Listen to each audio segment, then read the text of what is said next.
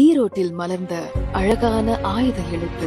2008ஆம் ஆண்டு பெண்களின் மாதவிடாய் ஆரோக்கியம் குறித்த விழிப்புணர்வு இல்லாததை கண்டு இவரின் மனம் கலங்கியது. துணி, சாம்பல், மண் போன்றவற்றை பயன்படுத்துவதனால் பெண்களுக்கு ஏற்படும் விளைவுகளை தடுக்க வேண்டும் என்ற உன்னத நோக்கத்தினால் டாக்டர் கோமதி பாதுகாப்பான நாப்கின்களை உருவாக்க முடிவு செய்து ஃபெவி சானிட்டரி நாப்கின் நிறுவனத்தை தொடங்கினார். 15 ஆண்டுகளாக 10 லட்சத்திற்கும் மேற்பட்ட பெண்களுக்கு விழிப்புணர்வு வகுப்புகள் தமிழ்நாட்டில் ஆயிரக்கணக்கான பள்ளிகள், கல்லூரிகளில் சென்று குரல் கொடுத்தார்.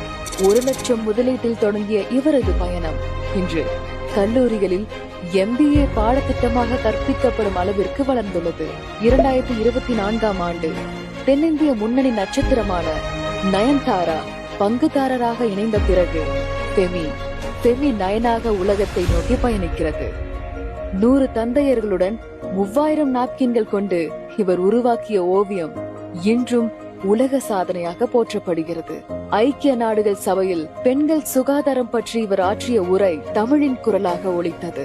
மாநிலமெங்கும் முழங்கிய இவரது பெயர் F4GSI அங்கீகாரம், தமிழ் மகள் விருது, டெல்லி ஹைஜீன் அவார்டு என இவரது பயணத்தை 100க்கும் மேற்பட்ட விருதுகள் மரியாதை செய்தன. இவர் அறிமுகம் செய்த 1000ல் ஒருத்தி திட்டம் மூலம் 10,000த்திற்கும் அதிகமான கிராமப்புற பெண்கள் வணிகம் நடத்தி வருமானம் ஈட்டுகின்றனர்.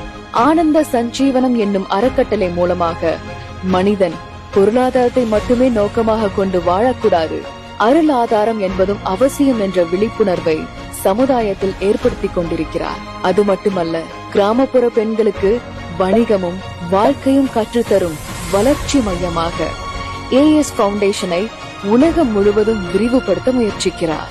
இது சாதாரண ஒரு பெண்ணின் வெற்றி பயணம் அல்ல, இலக்கு, லட்சியம், நோக்கம் வைத்து எழுதப்பட்ட ஒரு வெற்றி சரித்திரம். பெண் சமுதாயத்திற்கு இவர் ஒரு விடிவெள்ளியாக இருந்து பல பெண்களின் வாழ்க்கைக்கு முன்னேற்றமாக திகழ்கிறார்.